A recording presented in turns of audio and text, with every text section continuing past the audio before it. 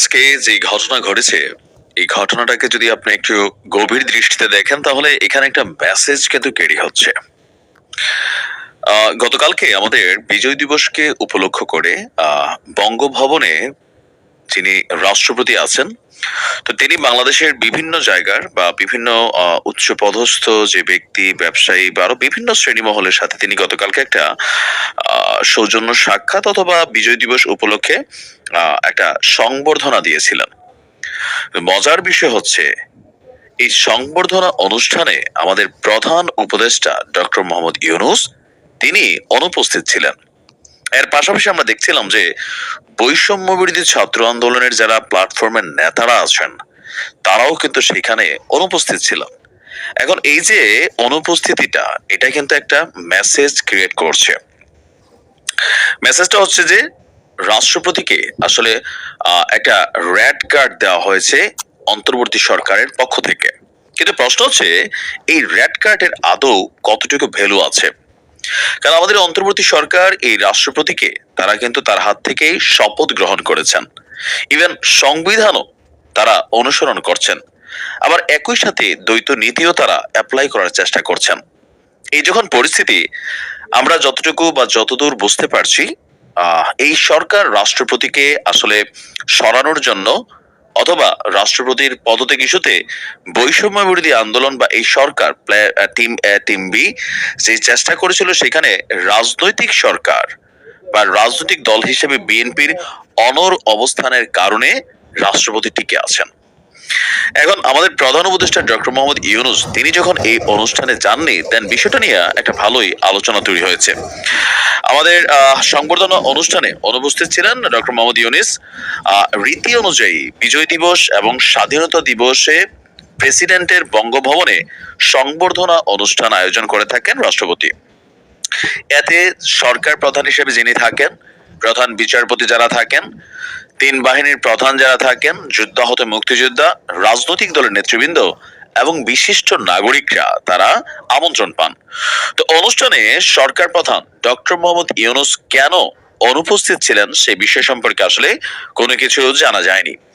দিবসটি উপলক্ষে প্রধান উপদেষ্টা সকালে সাভার জাতীয় স্মৃতিসৌধে তিনি বীর শহীদদের উদ্দেশ্যে শ্রদ্ধা নিবেদন করেছেন। আর এছাড়া জাতির উদ্দেশ্যে ভাষণও দিয়েছেন। আর এরপর আমরা যদি দেখি যে রাষ্ট্রপতির সেই অনুষ্ঠানে কারা কারা অংশ নিয়েছেন, প্রধান বিচারপতি তিনি উপস্থিত ছিলেন, উপদেষ্টা মণ্ডলীর সদস্য অনেকে উপস্থিত ছিলেন, তিন বাহিনীর প্রধান উপস্থিত ছিলেন, রাষ্ট্রদূতরা, বিভিন্ন দেশের হাই কমিশন, বিএনপি, জামাত সহ বিভিন্ন দলের প্রতিনিধিরা এই সংবর্ধনা অনুষ্ঠানে অংশ নিয়েছেন। এছাড়াও বীর মুক্তিযোদ্ধা, বীর শ্রেষ্ঠ খেতাব প্রাপ্তদের পরিবার, মুক্তিযুদ্ধের সহায়তাকারী ভারতীয় যোদ্ধা, বিশিষ্ট নাগরিকরাও আপনার এখানে তারা কি বলা হচ্ছে উপস্থিত ছিলেন।